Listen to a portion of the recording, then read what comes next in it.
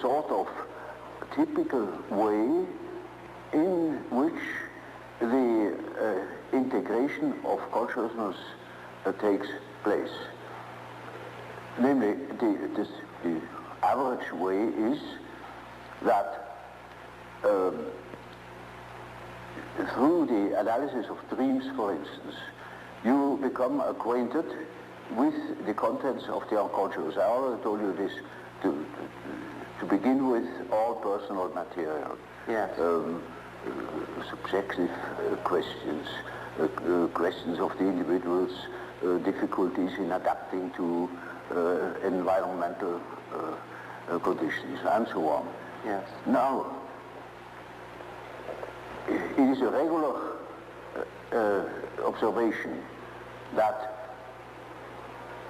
when you talk to an individual, and this individual gives you insight into its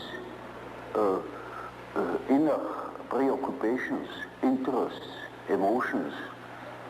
In other words, hands over his personal complexes.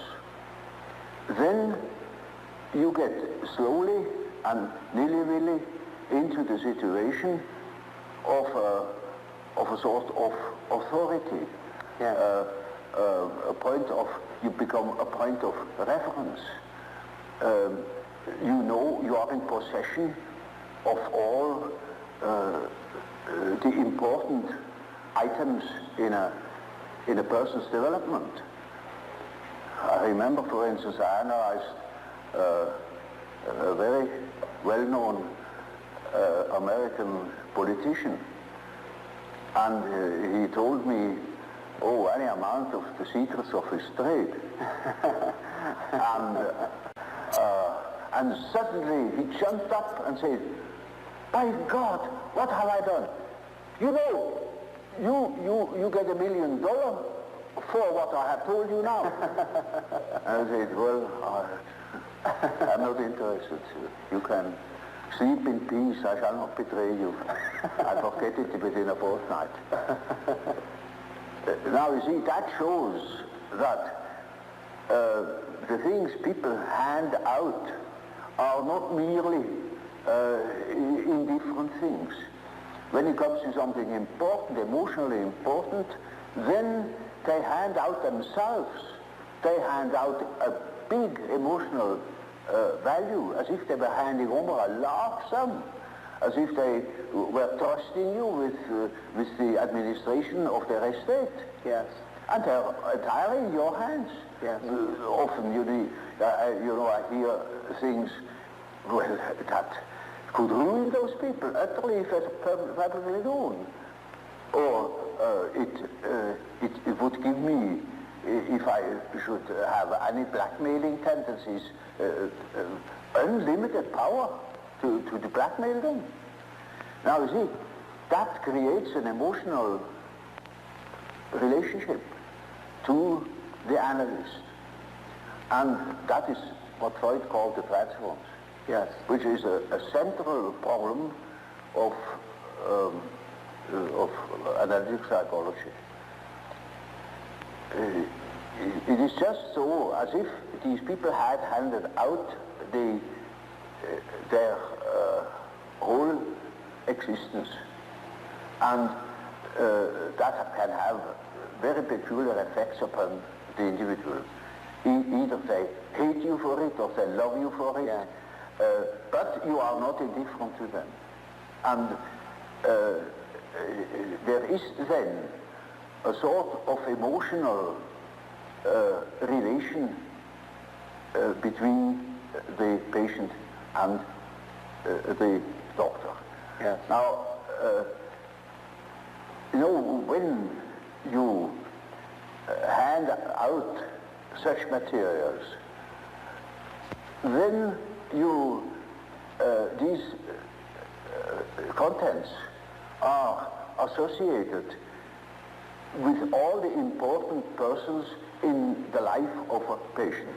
Now, the most important persons are usually father and mother. Yeah. That comes up from childhood. The first troubles are with the parents as a rule.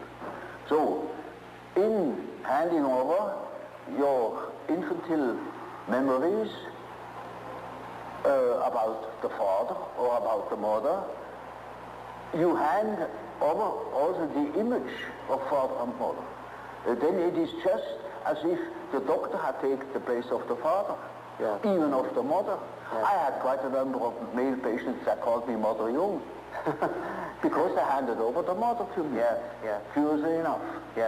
But you see, that's quite irrespective of the personality of the analyst. It is simply disregarded. He functions as if he were the mother, or he functions as if he were the father, the central authority. And